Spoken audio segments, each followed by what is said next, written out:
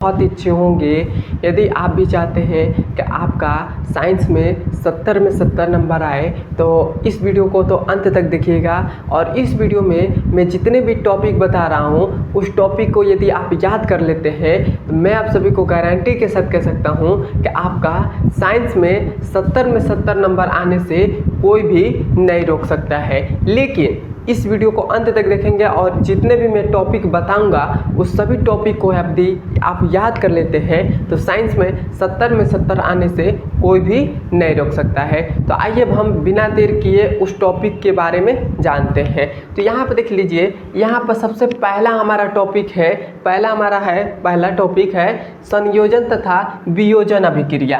क्या है? संयोजन तथा वियोजन अभिक्रिया। ये बहुत ही ज़्यादा इम्पोर्टेंट है और ये जानते हैं आपके बोर्ड एग्जाम में 2 नंबर में पूछता है। संयोजन तथा वियोजन अभिक्रिया का परिभाषा या उदाहरण लिखिए। ये प्रश्न आपके 2 नंबर में पूछता है। उसके बाद दूसरा हमारा टॉपिक है ऊष्माक्षेपी तथा ऊष्माशोषी अभिक्रिया। ये भी बहुत ही ज़्यादा इम्पोर्टेंट है और ये भी आपके बोर्ड एग्जाम में 2 नंबर में पूछता है। और तीसरा हमारा टॉपिक है रासायनिक समीकरण संतुलित करना। रासायनिक समीकरण जो संतुलित करना है ये बहुत ही ज़्यादा इम्पोर्टेंट है और मैं आप सभी को गारंटी के साथ कह सकता हूँ, या इसे आप वेरी वेरी इंपॉर्टेंट मानिए। क्या? वेरी वेरी इंपॉर्टेंट मानिए, क्योंकि आपके हर साल बोर्ड एग्जाम में ये मतलब रासायनिक समीकरण को संतुलित करने के लिए आता है। इसे आप वेरी वेरी इंपॉर्टेंट मानिए, वेरी वेरी इंपॉर्टेंट। यह आपके बोर्ड एग्जाम में 4 नंबर में आता है। यदि आपके बोर्ड एग्जाम में एमसीक्यू मतलब बहुविकल्पीय प्रश्न में देगा तो 1 नंबर में बहुविकल्पीय प्रश्न दे देगा और 3 आपको समीकरण देंगे, उसको संतुलित करना होगा। मैं इस पर एक वीडियो बना दूंगा कि समीकरणों को कैसे संतुलित करते हैं। तो आपको संतुलित करना, कोई भी रासायनिक समीकरण दिए गए हो तो उसको आप बहुत ही आसानी तरीके से संतुलित कर सकते हैं। अब हमारे पास है चौथा हमारा टॉपिक है, वो है प्रतिस्थापन अभिक्रिया। क्या है?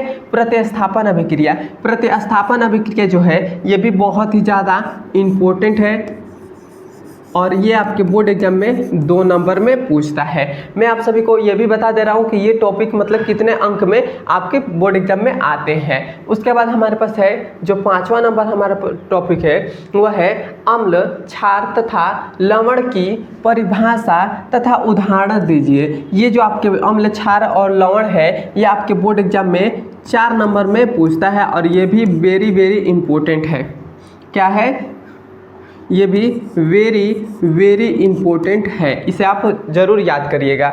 उसके बाद हमारे पास है बेकिंग सोडा बनाने की विधि। बेकिंग सोडा भी जो हमारे पास है ये भी वेरी वेरी इंपॉर्टेंट है और ये भी आपके बोर्ड एग्जाम में ये 4 नंबर में पूछता है। ये वेरी वेरी इंपॉर्टेंट है और आपके बोर्ड एग्जाम में 4 नंबर में पूछता है। उसके बाद हमारे पास है बेकिंग सोडा हो गया। उसके बाद है धवन सोडा बनाने का विधि, मतलब धवन सोडा बनाने का विधि। ये भी आपके बोर्ड एग्जाम में बहुत ही बार पूछता है और ये भी वेरी वेरी इंपॉर्टेंट है और ये आपके बोर्ड एग्जाम में 4 नंबर में पूछता है। उसके बाद हमारे पास है प्लास्टर ऑफ पेरिस।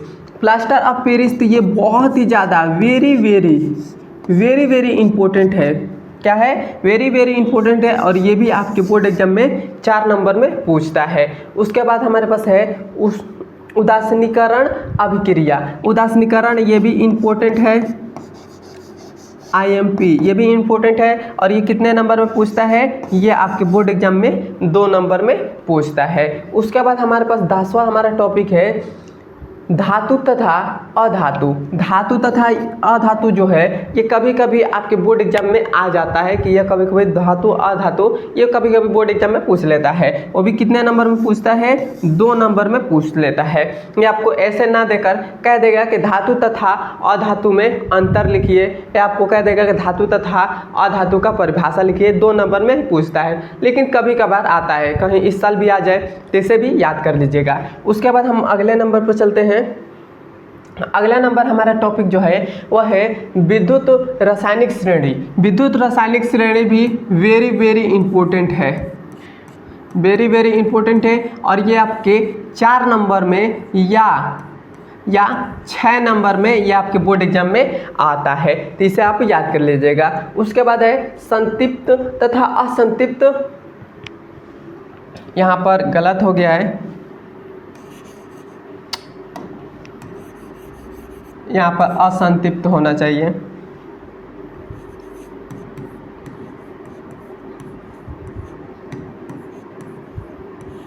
संतृप्त तथा असंतृप्त में अंतर पूछ सकता है और ये भी बहुत ही ज़्यादा इम्पोर्टेंट है,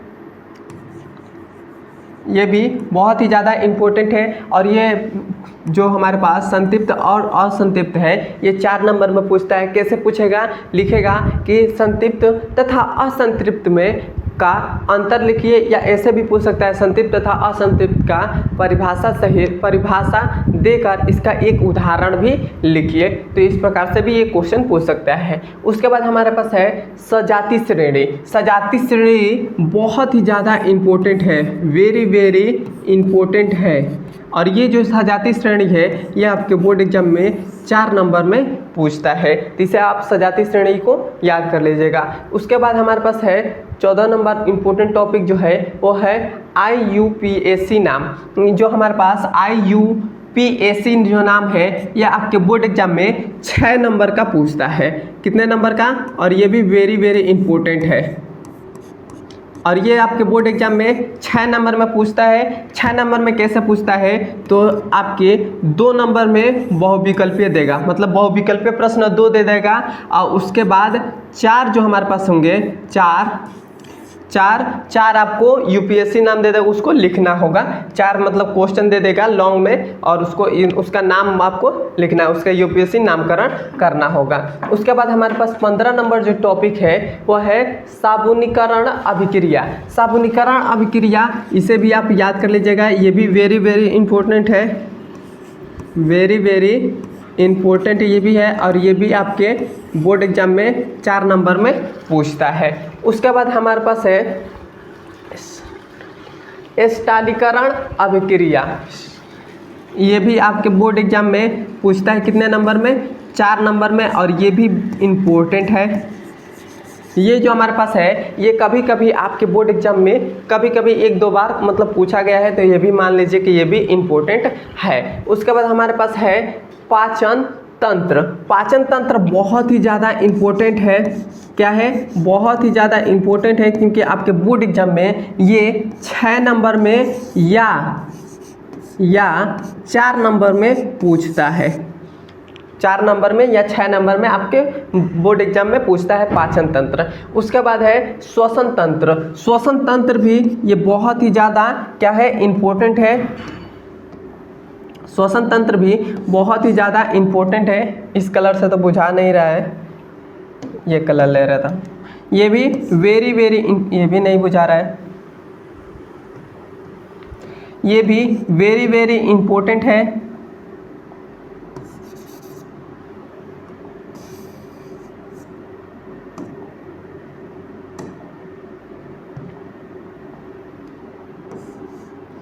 ये भी वेरी वेरी इम्पोर्टेंट है। और जो श्वसन तंत्र है ये आपके बोर्ड एग्जाम में कितने नंबर में पूछता है, तो ये आपके बोर्ड एग्जाम में 6 नंबर में पूछता है श्वसन तंत्र। उसके बाद जो हमारे पास उत्सर्जन तंत्र है, उत्सर्जन तंत्र भी ये भी वेरी वेरी इम्पोर्टेंट है। क्या है, वेरी वेरी इंपॉर्टेंट है। और ये कितने नंबर में आपके बोर्ड एग्जाम में आता है, तो ये बोर्ड एग्जाम में आपके 4 नंबर में आता है। कि लिखिए उत्सर्जन तंत्र किसे कहते हैं, या उत्सर्जन तंत्र का परिभाषा दीजिए, ऐसे आपके पूछ सकता है। उसके बाद हमारे पास है लैंगिक जनन। जो हमारे पास लैंगिक जनन है ये भी वेरी वेरी इंपॉर्टेंट है। क्या है, वेरी वेरी इंपॉर्टेंट है। और ये आपके बोर्ड एग्जाम में 6 नंबर में या 4 नंबर में ये पूछता है लैंगिक जनन। तो आप इसमें इतना हो गया। अब हमने आपको 20 टॉपिक बता दिया है। अब हम चलते हैं इसके 21 नंबर टॉपिक पर। जितने भी मैं आपको इस क्लास में मैं जितने भी टॉपिक बता रहा हूँ, यदि आप उतने टॉपिक को याद कर लेते हैं तो 70 में 70 नंबर आने से आपको कोई नहीं रोक सकता है। अब देखिए अलैंगिक जनन, अभी हमने यहाँ पर पढ़ा था लैंगिक जनन, और यहाँ पर हमको अलैंगिक जनन दे दिया है। ये भी वेरी वेरी इंपॉर्टेंट है। वेरी वेरी इंपॉर्टेंट है, ये भी 4 नंबर में या 6 नंबर में पूछता है। क्या है, 4 नंबर में या 6 नंबर में पूछता है। यदि 6 नंबर में कैसे पूछेगा, तो 6 नंबर में ऐसे पूछ देगा कि लैंगिक जनन तथा अलैंगिक जनन में अंतर दीजिए। तो जब ऐसे पूछेगा तो आपको 6 नंबर में देगा। और यदि आपको ऐसे पूछ सकता है कि लैंगिक जनन का परिभाषा लिखिए, तो आपको 4 नंबर में देगा। या आपको ऐसे कहेगा कि मतलब इन दोनों का अंतर पूछेगा, अलैंगिक जनन और लैंगिक जनन में अंतर पूछेगा तो 6 नंबर में, यदि परिभाषा कहेगा तो 4 नंबर में पूछ सकता है। उसके बाद हमारे पास है प्रागणन। प्रागणन जो हमारे पास है ये भी वेरी वेरी इंपॉर्टेंट है, ये आपके बोर्ड एग्जाम में 4 नंबर में पूछता है। उसके बाद है पुष्प की संरचना। पुष्प की संरचना वेरी वेरी इंपॉर्टेंट है, इसे आप स्टार लगा लीजिए। ये पुष्प की संरचना जो है ये वेरी वेरी इंपॉर्टेंट है, क्योंकि आपके बोर्ड एग्जाम में हर साल पुष्प की संरचना बनाने को, चित्र भी बनाने को आता है और इसकी संरचना भी लिखने को आता है। तो और ये जो हमारे पास है ये वेरी वेरी इंपॉर्टेंट है। क्या है, वेरी वेरी इंपॉर्टेंट है। और आपको ये बोर्ड एग्जाम में 8 नंबर में या 6 नंबर में पूछता है। कितने नंबर में, 8 नंबर में या 6 नंबर में पूछता है। 8 नंबर में कैसे पूछेगा, तो पूछेगा कि पुष्प की संरचना लिखिए तथा उसकी फिगर भी बनाइए, तब आपको 8 नंबर में देगा। और यदि हमको ऐसे पूछ सकता है कि पुष्प की केवल संरचना लिखिए, तो आपको 6 नंबर में देगा कि 6 नंबर में आपको मतलब 6 नंबर का वो होगा। उसके बाद हमारे पास है नर तथा मादा जनन तंत्र। नर और मादा जनन तंत्र है, ये भी आपके बोर्ड एग्जाम में वेरी वेरी इंपॉर्टेंट है।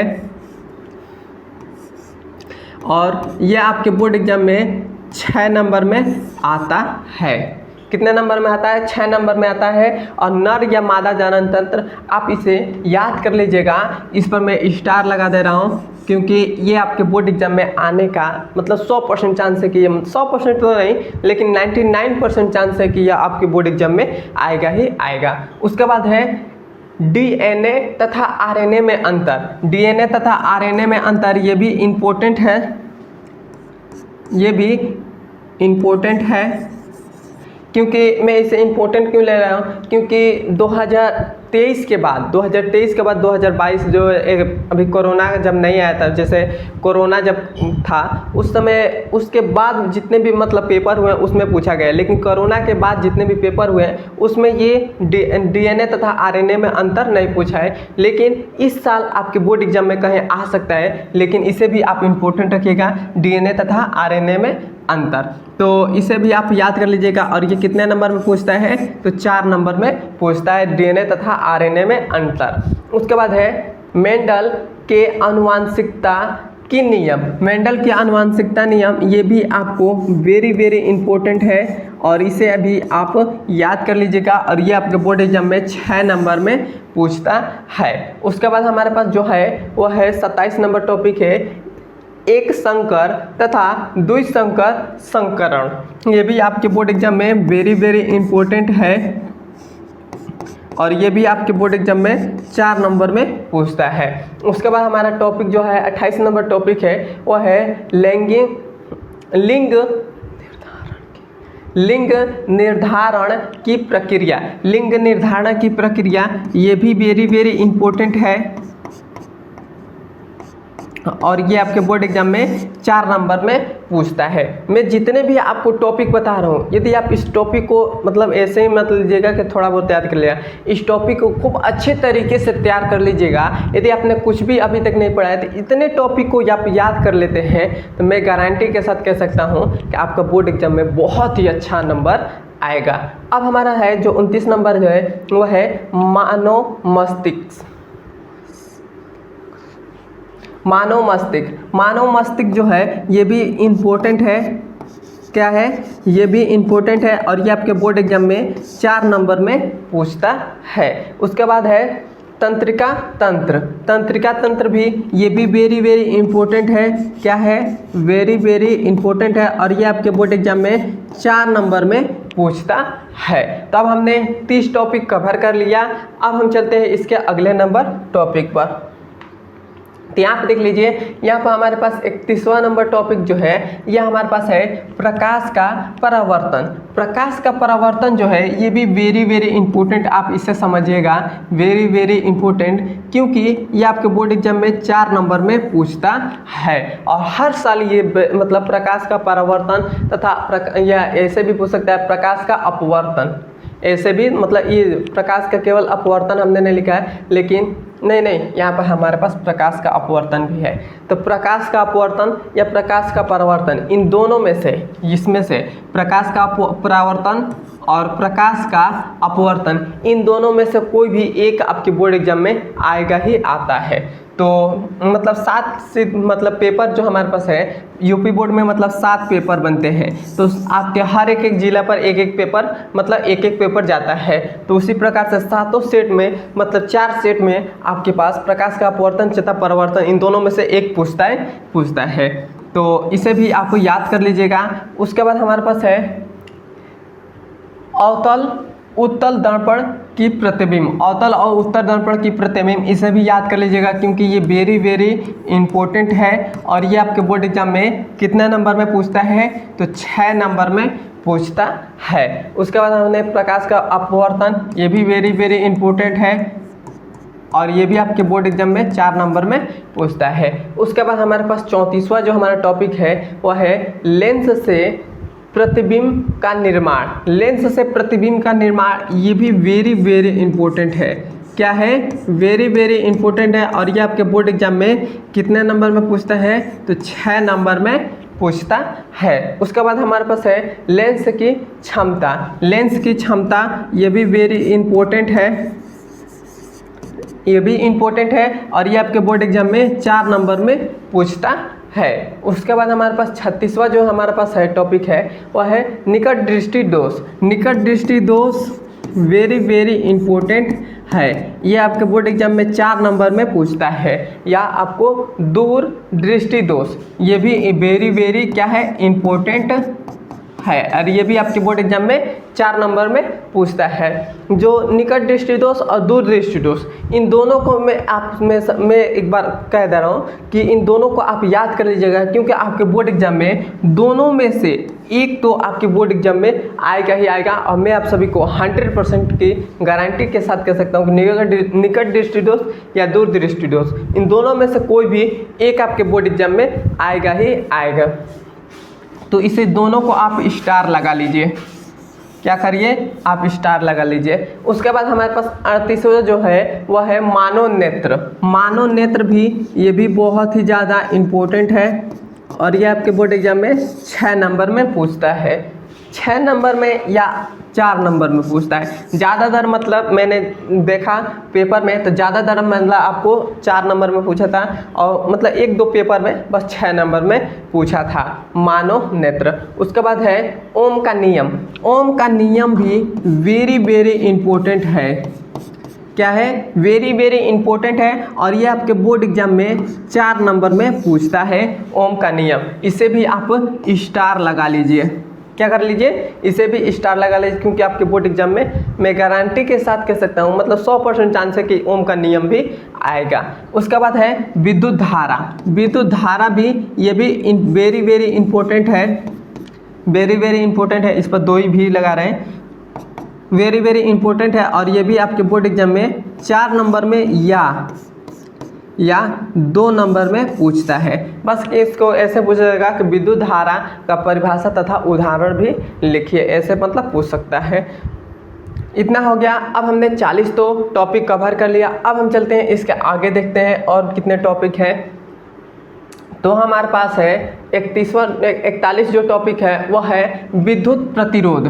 विद्युत प्रतिरोध, इससे आपके बोर्ड एग्जाम में रूम मिलकर भी आते हैं, तो आप इसको जरूर याद कर लीजिएगा और इसका सूत्र भी। और ये भी वेरी वेरी इंपॉर्टेंट है, क्या है, वेरी वेरी इंपॉर्टेंट है और ये आपके बोर्ड एग्जाम में 4 नंबर में पूछता है।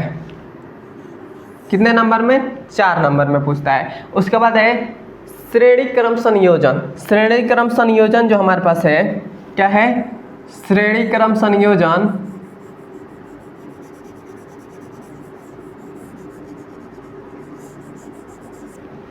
श्रेणी क्रम संयोजन है, ये भी वेरी वेरी इंपॉर्टेंट है। क्या है?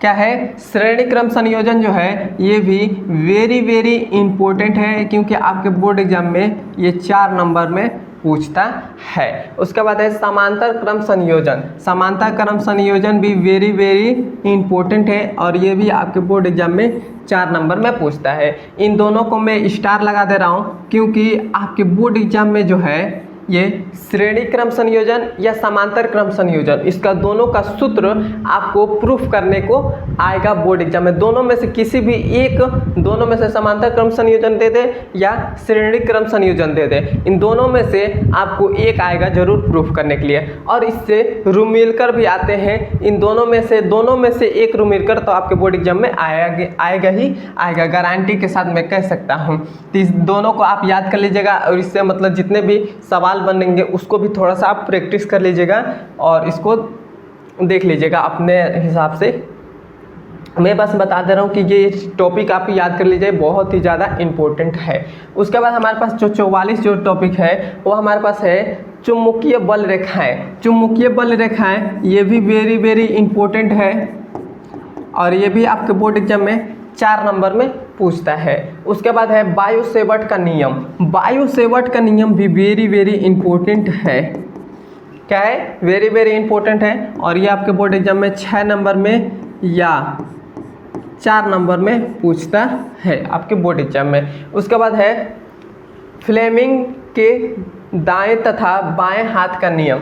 ये भी वेरी वेरी इंपॉर्टेंट है और ये आपके बोर्ड एग्जाम में 4 नंबर में पूछता है। इसे भी मैं स्टार लगा दे रहा हूँ क्योंकि ये बहुत ही ज़्यादा इंपॉर्टेंट है, फ्लेमिंग का दाएं हाथ और बाएं हाथ का नियम। उसके बाद हमारे पास है मैक्सवेल के दक्षिणावर्ती पेच का नियम। दक्षिणावर्ती पेच का नियम ये भी वेरी वेरी इंपॉर्टेंट है, इसे भी आप याद कर लीजिएगा और ये आपके बोर्ड एग्जाम में 4 नंबर में आता है। इसे भी मैं स्टार लगा दे रहा हूँ। उसके बाद हमारे पास है विद्युत धारा। यहाँ पर एक और लाइन होना चाहिए, विद्युत धारा के चुंबकीय प्रभाव। विद्युत धारा के चुंबकीय प्रभाव ये भी इम्पोर्टेंट है और ये आपके बोर्ड एग्जाम में 4 नंबर में आता है। उसके बाद हमारे पास है फैराडे का नियम। फैराडे का नियम ये भी वेरी वेरी इम्पोर्टेंट है और ये आपके बोर्ड एग्जाम में 4 नंबर में पूछता है। उसके बाद हमारे पास 50वां नंबर टॉपिक है ओजोन परत का ओजोन परत का अपेक्षक या ऊर्जा स्रोत। इन दोनों में से ओजोन परत या ऊर्जा का स्रोत, इन दोनों में से आपके बोर्ड एग्जाम में एक जरूर आएगा। इसे आप याद कर लीजिएगा क्योंकि ये वेरी वेरी इम्पोर्टेंट है और आपके बोर्ड एग्जाम में 4 नंबर में या 2 नंबर में पूछता है। कितना नंबर में पूछता है? 4 नंबर में या 2 नंबर में आपके बोर्ड एग्जाम में आता है। तो मैंने 50 टॉपिक बता दिया है। यदि आप इस 50 टॉपिक को याद कर लेते हैं तो मैं गारंटी के साथ कह सकता हूं कि आपके बोर्ड एग्जाम में 95 मतलब साइंस के पेपर में तो आप 70 में 70 लाने से कोई भी आपको नहीं रोक सकता है। लेकिन आप इतना टॉपिक याद कर रहेंगे तभी। ऐसा नहीं है कि मैं आपको टॉपिक बता दे रहा हूँ और आप बस ऐसे ही देख लीजिए कि हाँ ये टॉपिक इंपॉर्टेंट है और आप याद भी नहीं करते हैं और वैसे भी जाते हैं तो आपको 70 में 70 नंबर नहीं आएंगे। लेकिन आप याद कर लेते हैं, इन सभी टॉपिक को याद कर लेते हैं तो आपको 70 में 70 आने से कोई भी नहीं रोक सकता है। कितना टॉपिक है? 50 टॉपिक है। एक दिन में 2-2 टॉपिक याद करेंगे तो 25 दिन में टॉपिक ये याद हो जाएगा। उसके बाद भी और जैसे आप ऑफलाइन में अपने गांव में या शहर में कोई भी कोचिंग करते होंगे तो वहाँ के भी सर कुछ आपको मतलब देंगे तो वो भी आप याद कर सकते हैं। तो केवल ये 25 दिन में यदि आप 2-2 टॉपिक याद करते हैं तो 25 दिन में ये पूरा 50 टॉपिक आपको याद हो जाएगा। तो अब हम मिलते हैं इसके अगले नंबर वीडियो में। धन्यवाद।